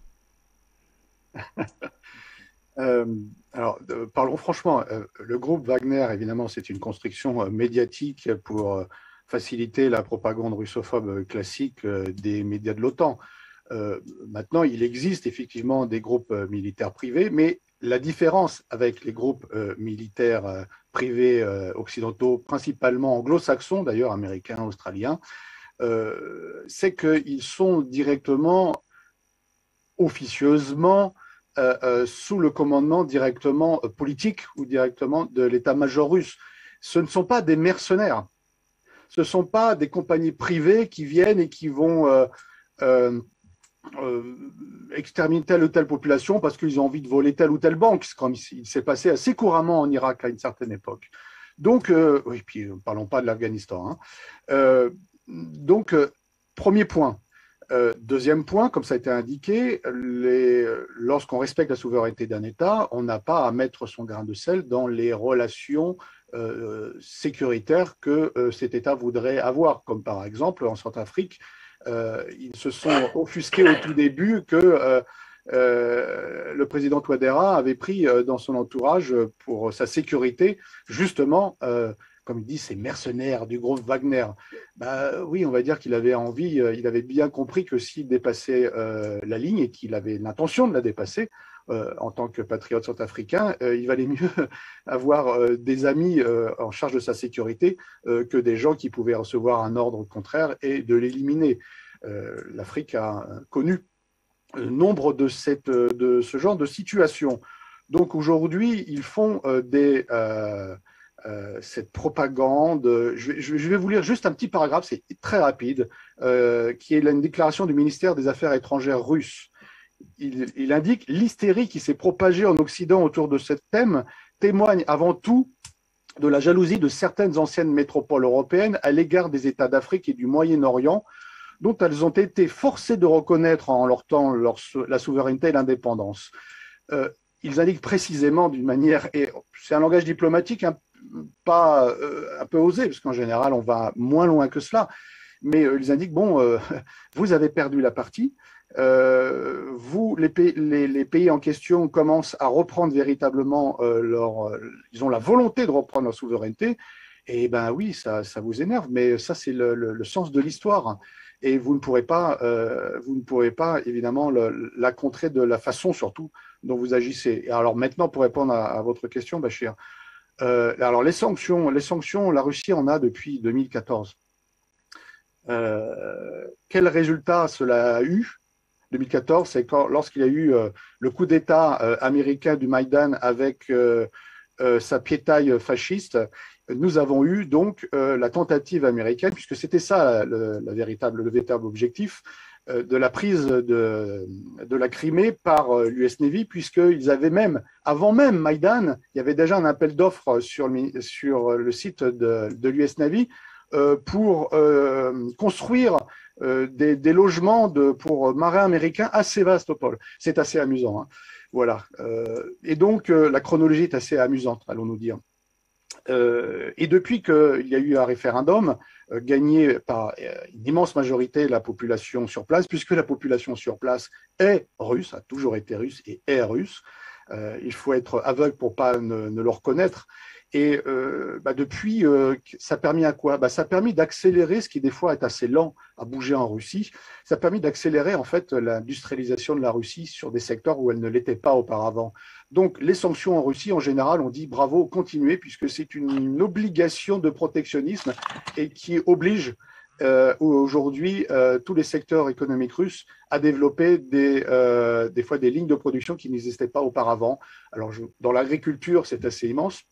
Mais même dans les nouvelles technologies, c'est aussi très important. Alors maintenant, les sanctions qu'ils ont fait vis-à-vis des gens qui sont autour du président de la Fédération de Russie, Vladimir Poutine, c'est de la pure hypocrisie. Et puis ça aboutit à quoi? Ils vont mettre sous sanction la société de restauration collective, donc d'un des amis de Vladimir Poutine, qui est donc Rogozin, qui est accusé d'être, on va dire, le cerveau de ce soi-disant fameux groupe fantomatique Wagner. Vous savez, depuis très longtemps, la plupart des gens qui sont autour de Poutine sont habitués. Et depuis, en plus, il y a énormément de législation et certains ont même dans l'obligation, d'autres par patriotisme, ont en général rapatrié leurs avoirs s'ils en avaient à l'époque au sein de la Fédération de Russie ou au sein du bloc eurasiatique, puisque on oublie la Chine, qui est quand même un élément important, surtout dans l'économie. Et en plus, lorsque vous avez des économies, c'est plus intéressant, à mon avis, de les placer en Chine que de les placer aux États-Unis ou en Europe. Donc, ça n'a aucun sens. Ça n'a aucun. C'est pour se faire plaisir. On pense, c'est la politique américaine que l'Union européenne, j'ai fait un lapsus, mais c'est à peu près la même chose, que l'Union européenne applique et copie, mais ça n'a aucune conséquence, si ce n'est qu'en réalité renforcer la Russie. Donc moi, qui continue à faire des sanctions. Ils parlent certains justement de faire des sanctions à partir de ces histoires-là. De mercenaires. Il y a l'Ukraine aussi dans l'histoire. Il parle de l'Ukraine, il parle de la Syrie, bien évidemment, il parle aujourd'hui de l'Afrique, encore plus, mais qui continue à faire ces menaces. Il parle de couper la Russie de SWIFT, mais l'alternative est déjà en place. L'alternative est déjà en place, puisque les Russes sont prévoyants. Ça ne fera qu'accélérer en réalité le renforcement et le rapprochement au sein du bloc eurasiatique. Et pourtant, ce n'est pas dans l'intérêt des États-Unis, puisque l'intérêt des États-Unis, ce serait de détacher la Russie de la Chine. En cela, ce ne serait pas dans leur avantage. Donc, ils sont bloqués en réalité, et ces sanctions, comme les déclarations que font les leaders occidentaux, français ou américains, sur l'Afrique ou sur certains chefs d'État africains, aujourd'hui n'ont pas grand poids, si ce n'est d'essayer toujours de garder une certaine image de soi. En fait, ils ne sont plus dans la politique ou dans la diplomatie, ils sont toujours dans la communication. Nous sommes en Occident dans l'ère de la communication. Alors, ils sont très forts dans le soft power avec évidemment les chaînes d'information continue, avec le cinéma.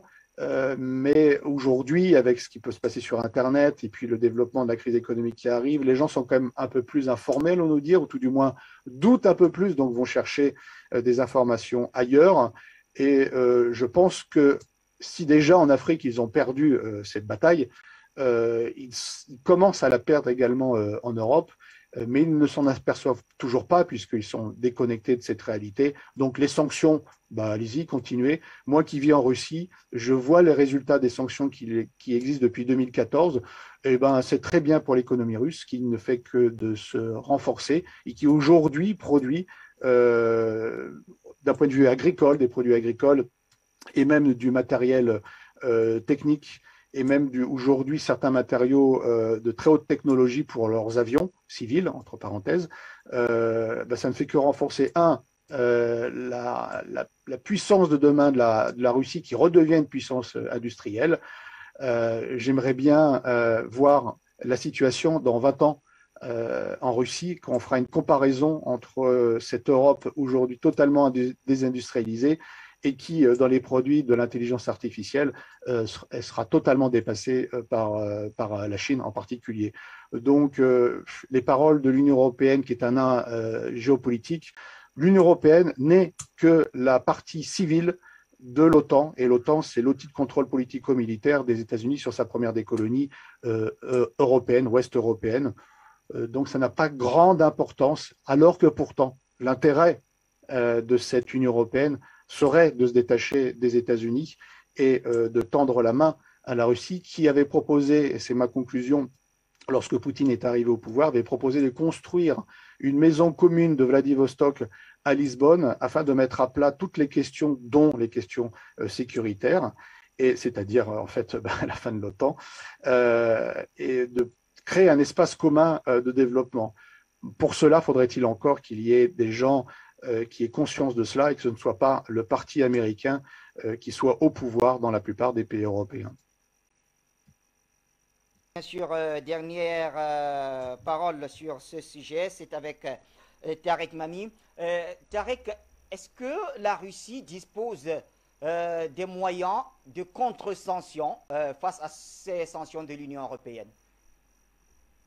Alors, pour continuer la suite du communiqué du ministère des Affaires étrangères russe que Fabrice vient de lire, le complément, c'est la phrase suivante qui est aussi intéressante que le chapeau, qui dit que la Russie se réserve le droit de répondre aux actions hostiles à l'Union européenne.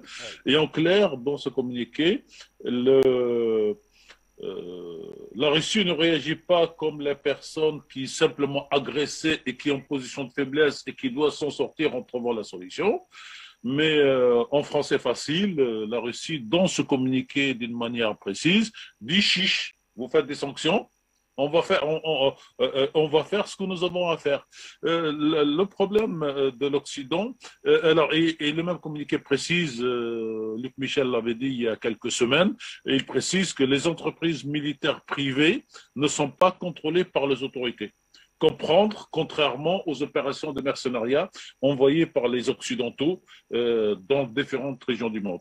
Et donc, pour faire simple, les États-Unis ont inventé un impérialisme de genre nouveau qui était soutenu par Brzezinski au départ, sur lequel, à la fin de sa vie, il va un peu changer d'avis. Cet impérialisme nouveau, qui n'est pas toujours un impérialisme uniquement militaire, est devenu un impérialisme économique par l'utilisation du dollar comme seule monnaie internationale d'échange entre les nations. Quand vous ajoutez donc la décision américaine de Nixon de ne plus évaluer le dollar imprimé à la trésorerie au nord existante dans la Banque fédérale américaine, vous avez tout déconnecté. Et donc, vous avez un pays qui imprime du papier, et ce papier, dès qu'il sort de l'imprimerie, il devient de l'argent à valeur internationale dans les échanges. Et la force des États-Unis a été donc de créer, d'inventer ce système et de l'imposer au monde entier. Et pourquoi il a marché jusque-là, en termes de sanctions? Parce qu'il a été appliqué à des pays, notamment donc l'Irak et la Syrie, et j'allais dire à des pays faibles qui n'ont pas la capacité de résistance économique et militaire comme la Russie. C'est pour ça que les sanctions américaines ou européennes soutenues par les Américains ne changeront rien à la solidité économique de la Russie en cours de construction comparativement par rapport aux autres. Et donc, les Occidentaux, c'est comme les gamins qui jouent aux billes. Une fois qu'ils ont joué et qu'ils ont vu qu'ils ont gagné, que ça marche, ils veulent reproduire à l'infini ce qui a marché. Sauf ce qui marche avec des États qui utilisent le dollar ou qui ont le pétrole exporté et dont on verrouille le système, ne marche pas avec des groupes militaires ou paramilitaires privés, puisqu'ils ne sont pas identifiés, puisque vous n'avez pas une entité juridique qui fait que quand on dit on bloque tel groupe ou telle organisation, tout est bloqué. Ce sont des individus, j'allais dire, qui est capable aujourd'hui d'expliquer aux Américains que le groupe Wagner, qui est un nom générique et non une entité juridique, ses membres viennent selon leur propre intérêt et selon les missions qu'ils ont. Donc, vous ne pouvez pas identifier une organisation, et quand bien même vous pouvez l'identifier, vous ne pouvez pas agir sur elle parce qu'elle n'utilise pas vos moyens de pression habituels, notamment le dollar. Donc, si ces gens étaient payés par le Mali en dollars, vous pouvez dire je ferme le robinet de dollars sur le Mali et derrière le Mali ne pourra pas payer ses salariés ou les gens avec lesquels elle passe le contrôle. Non, ça ne marche plus. Ça ne marche plus depuis que les Chinois, les Russes, les Sud-Africains et maintenant les Iraniens ont décidé de commercer entre eux dans leur propre monnaie ou dans d'autres monnaies que le dollar. Mais par contre, et c'est là où le bas blesse pour l'Europe dite démocratique occidentale, c'est que les sanctions fonctionnent sur l'Europe et principalement sur la France. La France a été dépouillée de son industrie par les États-Unis, notamment dans l'affaire Thomson, en mettant en prison le numéro 2 ou 3 de la société qui était en voyage d'affaires aux États-Unis. La France a condamné la Banque nationale, la BNP, la Banque nationale de Paris, à des milliards de dollars parce qu'elle a fait une petite affaire avec l'Iran. Donc, encore une fois, c'est le mélange des genres qui dérange et c'est l'incompréhension et c'est la non-souplesse d'esprit qu'ont les Occidentaux, donc principalement les Américains et les Européens, c'est-à-dire qu'ils ne regardent pas la question de Wagner, entre guillemets, de manière différente à ce qu'ils ont regardé Saddam. Et c'est là où ils se trompent. Parce que en géostratégie, en géopolitique, les situations changent et aujourd'hui, vous avez 2 ou 3 parties, donc les Chinois, les Russes et les Américains principalement, parce que malheureusement, comme le disait De Gaulle, même quand on n'aime pas De Gaulle, l'Europe est devenue l'appendice des États-Unis aujourd'hui. D'ailleurs, un ou deux candidats demandent à sortir du commandement de l'OTAN, mais la situation est qu'il y a vous savez comment les Iraniens appellent les uns et les autres, qu'ils les appellent en gros le grand Satan, qui est les États-Unis, et les petits avec S Satan pour les pays européens qui prennent des décisions contre eux. Et l'Occident aujourd'hui, non pas qu'il ne sait pas, mais refuse d'admettre qu'il est en train soit de perdre, soit d'être obligé de changer les règles du jeu à l'international. Pour revenir à Brzezinski, et là encore un livre, cher Bachir, un livre qui a fait fureur en faveur de l'Occident à l'époque, c'est le grand échiquier de Brzezinski. Juste avant de mourir, quelques semaines avant sa mort, Brzezinski publie cette fois non pas un livre, mais on appelle ça une note. Et cette note, donc si vous tapez sur les réseaux, sur l'internet, note Brzezinski, vous allez trouver. Voilà, il nous montre le livre, apparemment, notre ami Fabrice qui l'a sous la main. Vous pouvez le remontrer, Fabrice, pour que Bachir le. Voilà. Fabrice, non, vous pouvez remontrer le livre. C'est pas Brzezinski, c'est un autre livre, mais c'est exactement la même. Montrez-le. Non, mais comme. Voilà, allez-y. Tout à fait. Bon, et donc je reviens sur le Brzezinski. Il y a eu 2 Brzezinski. Il y a eu le Brzezinski impérialiste, donc dans son livre Le Grand Échiquier, et il y a Brzezinski dans sa dernière note. Et qu'est-ce qu'il dit dans la note? Et c'est la dernière note qui m'intéresse. Il dit en réalité, les États-Unis n'ont jamais été un empire. Ils ont été une grande puissance. Et s'ils veulent rester une grande puissance, il y a 2 choses à faire. La première, c'est tout faire pour que le dollar reste la monnaie internationale. Parce que les États-Unis, le jour où elles perdent le dollar comme monnaie internationale, il n'y aura plus de grands empires, il n'y aura plus de grands pays qui s'appellent les États-Unis. C'est très important à écouter. Et ce n'est pas tombé dans l'oreille de sourd, puisque ça a été fait de l'autre côté. Le dernier élément, c'est Brzezinski qui est intéressant. Fabrice l'a plus ou moins touché tout à l'heure. Il dit aujourd'hui, face à la Russie, il dit face aux États-Unis, il ne dit pas face à l'Occident, il ne dit pas face aux États-Unis plus l'Europe, il dit face aux États-Unis. Vous avez deux puissances qui sont en train de monter, la Russie et la Chine. Et les États-Unis ne pourront pas combattre les deux puissances montantes en même temps. Et écoutez bien la chute.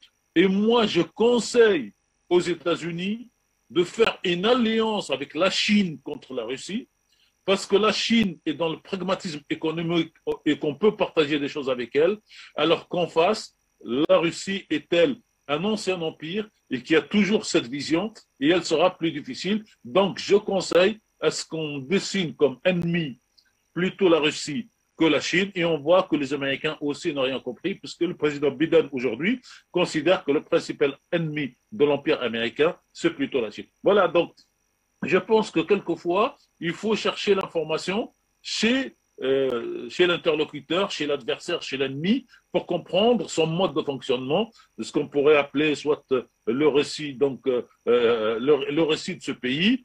Et la force de l'Amérique avec ses ailes, c'est qu'elle pense qu'elle va pouvoir dominer tout. Et aujourd'hui, elle est en voie, donc, je dirais pas d'effondrement, mais de recul.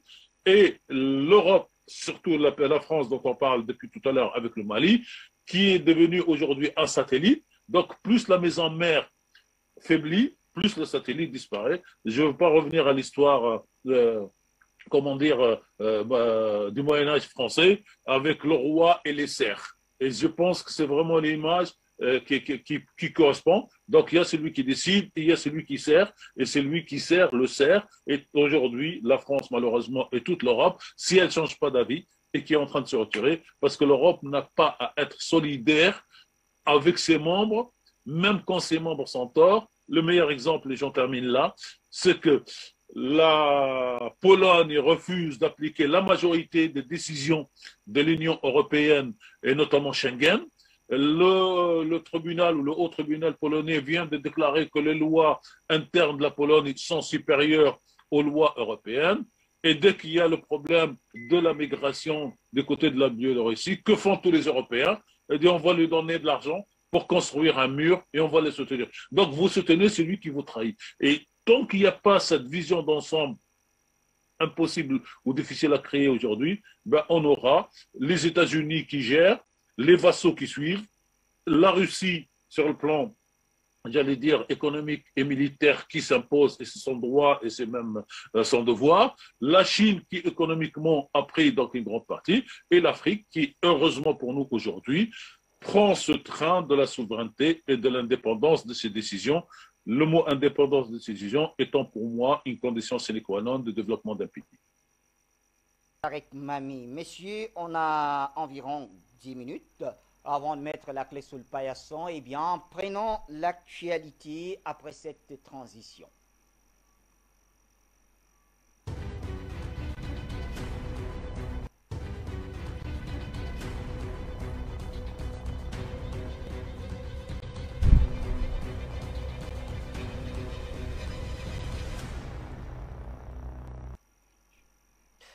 Voilà donc, c'est l'actu. Et on va une fois de plus commencer par vous, Tarek Mami. On a 2 minutes et demie pour vous écouter sur les États-Unis. On s'interroge, hein. Est-ce que les États-Unis veulent vraiment bombarder l'Iran? Alors, après avoir privilégié un tant soit peu la diplomatie, l'administration Biden aujourd'hui brandit l'option militaire pour pousser Téhéran à renoncer à ses ambitions nucléaires.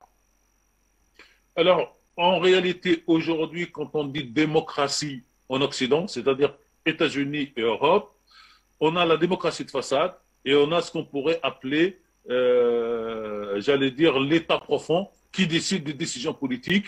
Les hommes élus ou les femmes élues ne font en quelque sorte que appliquer ce que ceux qui sont derrière l'État profond décident. On va utiliser peut-être une image, encore un livre, puisqu'on est en dimanche en séance dominicale.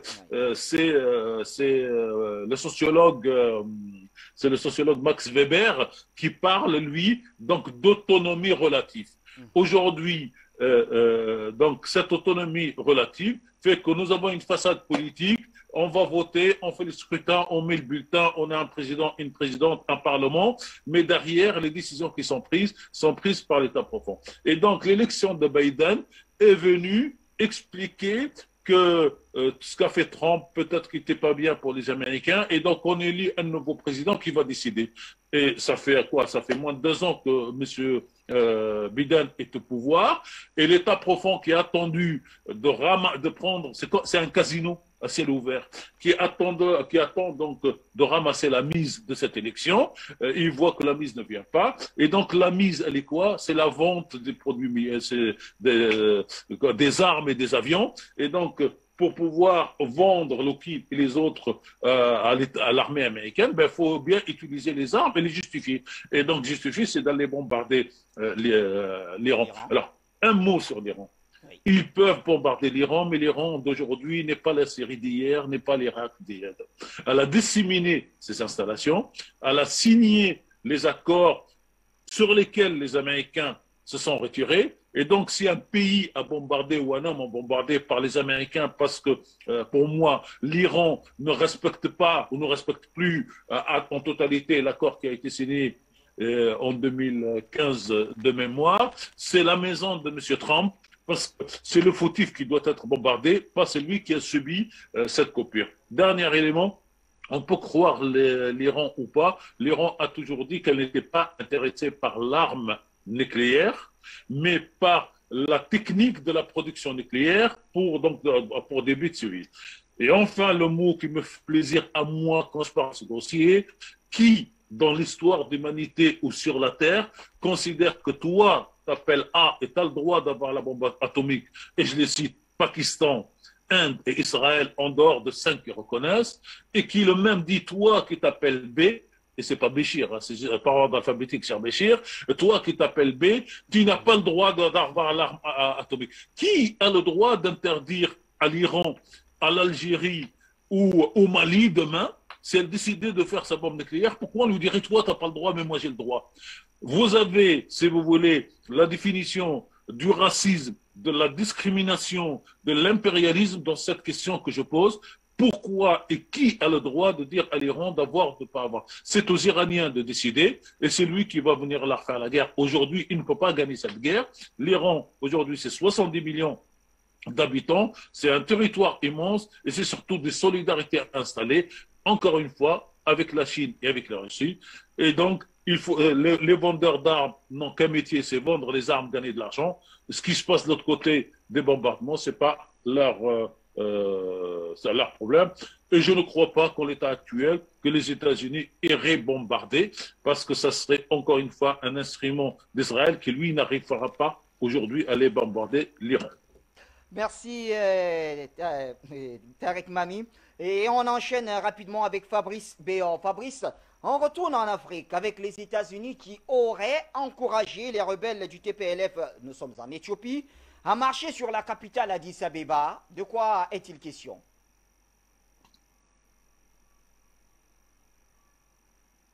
Fabrice Béor?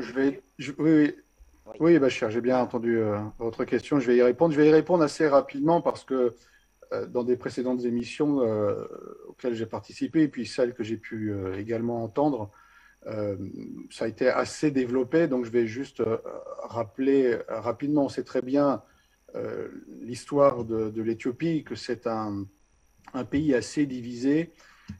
Aujourd'hui, effectivement, on a les anciens qui étaient au pouvoir, qui aujourd'hui ne le sont plus et qui aimeraient bien y revenir.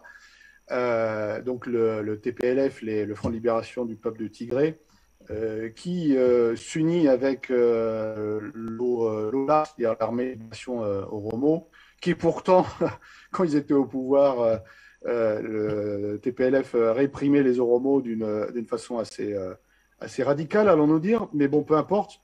Aujourd'hui, on est dans une situation géopolitique assez simple. L'Éthiopie, c'est le siège de l'Union africaine, il ne faut pas l'oublier. C'est quand même un symbole assez important. Et là où il se trouve, il est assez géopolitiquement bien placé, surtout que ses alliés géopolitiques d'aujourd'hui, en particulier avec celui initié par le Premier ministre au pouvoir, la Chine et la Russie, dérangent un peu aux encabrures, on va dire, nos amis américains. Et donc aujourd'hui, nous avons, comme toujours dans la politique américaine, surtout depuis qu'ils se sont rendus compte, ça c'est leur intelligence, pas croire non plus que les Américains sont des imbéciles et qu'ils font tout et n'importe quoi. Ils le font quelquefois, mais pas tout le temps. Et dans le cas précis, ils ont bien compris qu'aujourd'hui, ils ne pouvaient pas intervenir partout, comme ils pouvaient le faire pendant la guerre froide. Et pour cela, ils ont une stratégie qui est celle, effectivement, de faire intervenir d'autres personnes, ou alors de déstabiliser un territoire qu'il ne peut contrôler, ou utiliser cette déstabilisation pour faire revenir à la table des négociations, disent-ils, en fait, que le pouvoir qu'ils veulent influencer accepte leurs conditions, c'est-à-dire leur chantage. Et dans le cas précis, nous avons effectivement aujourd'hui le TPLF qui, comme toujours, les Américains utilisent cela des pions, et puis ils peuvent le faire rapidement ou ils peuvent le faire lentement, comme ils l'ont fait en Afghanistan, et du jour au lendemain abandonner leurs alliés pour l'éternité. Et je pense que si des dirigeants du TPLF le disent publiquement, c'est qu'ils ont assez rapidement compris, et tant mieux pour eux,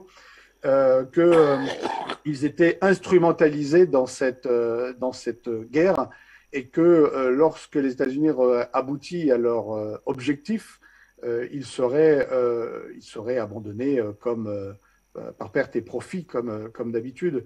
Donc aujourd'hui, on est dans une situation où nous avons une vieille histoire éthiopienne instrumentalisée directement par les États-Unis, certainement avec en sous-main certains services israéliens. Je dirais même que ce n'est pas vu d'un mauvais œil de la part de l'Égypte, mais ça c'est pour des raisons autres qui sont économiques, qui ont à voir avec le fameux barrage que l'Éthiopie est en train de construire.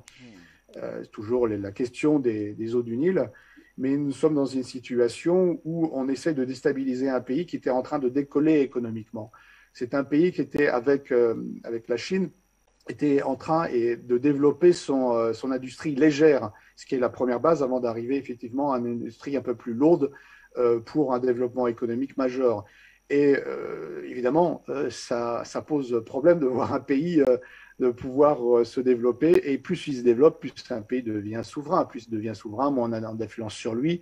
Et ce n'est pas dans la liste, on va dire, des critères d'intervention en politique internationale de la part du bloc occidental, à savoir de discuter d'État souverain à État souverain.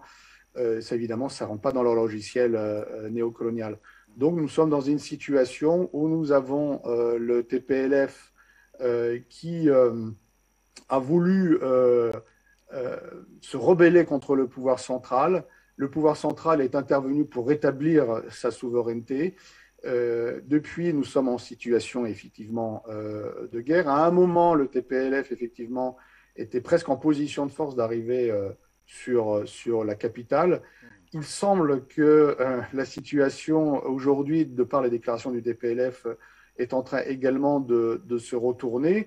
Et puis, on voit que ce n'est pas, en réalité, pas une question finalement si véritablement profondément ethnique, si on peut parler cela, parce que l'intervention de l'Érythrée contre effectivement également donc le Front de libération du peuple du Tigré démontre que ce n'est pas une question ethnique, puisque les gens en Érythrée sont exactement de la même ethnie que ceux du Tigré en général.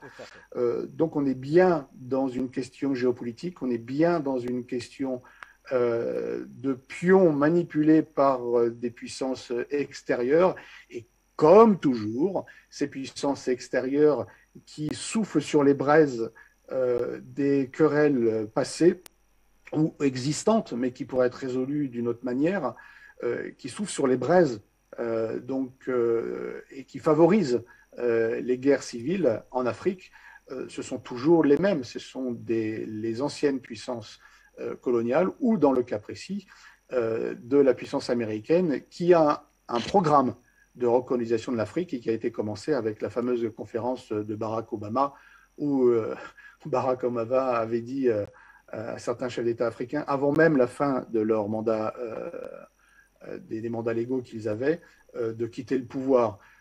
Donc vous voyez bien que nous sommes toujours dans cette situation où nous avons le bloc occidental qui se reconfigure, où les États-Unis reviennent sur le devant de la scène, en particulier sur l'Afrique, et qu'ils essayent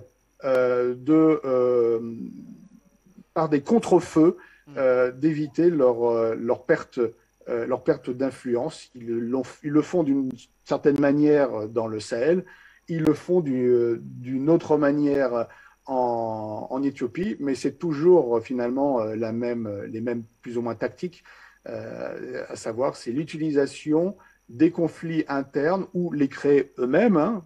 Je rappellerai quand même que souvent quand les États-Unis disent attention, il va y avoir du terrorisme, d'un seul coup le terrorisme arrive et ça justifie on va dire, expédition sous le couvert du drapeau de la communauté internationale. Merci, donc Fabrice. on est dans... Allez, oui. Le temps qui nous tient à la gorge, en tout cas, on reviendra sur cette thématique dans les prochaines éditions. Juste vraiment une dernière phrase. Vraiment juste une dernière phrase. Je vous en prie. Nous sommes typiquement dans une situation classique que les États-Unis imposent partout, autant en Europe qu'en Afrique. C'est pourquoi l'alliance géopolitique alternative de l'Afrique et de l'Eurasie est pleine d'avenir. Voilà.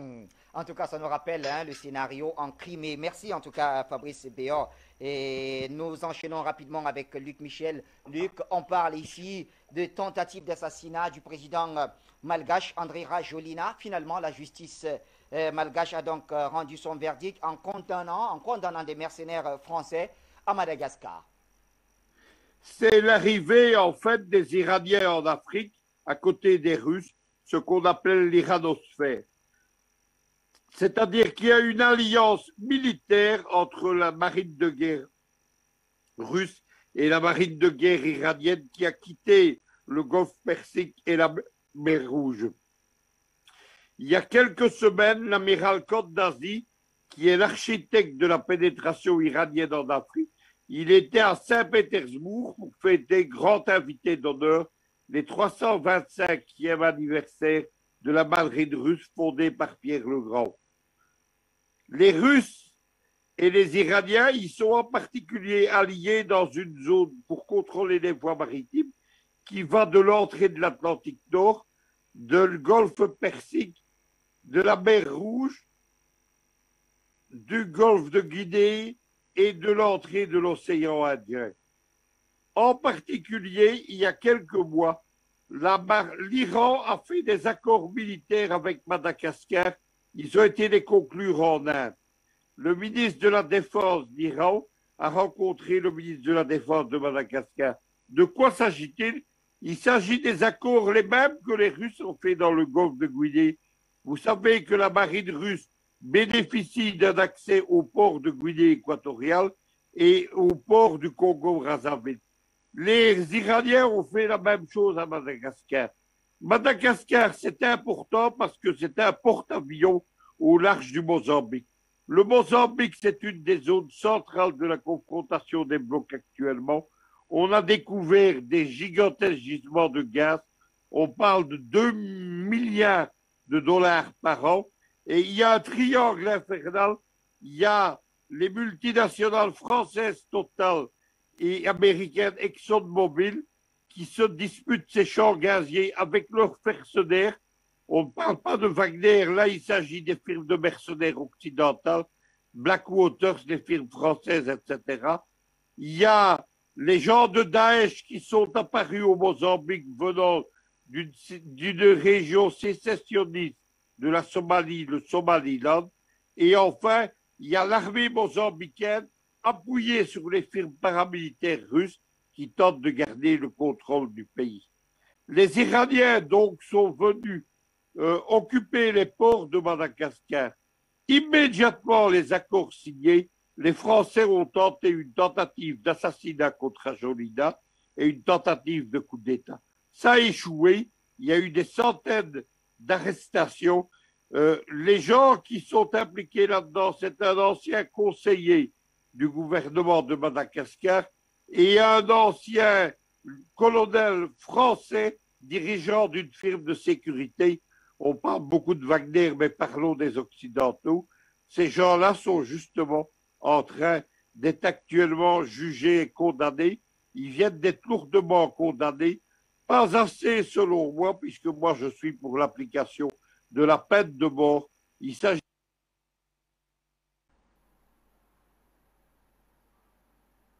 ne permet pas d'appliquer cette peine de mort. Donc le coup d'État français réagissait à l'arrivée des Iraniens à Madagascar.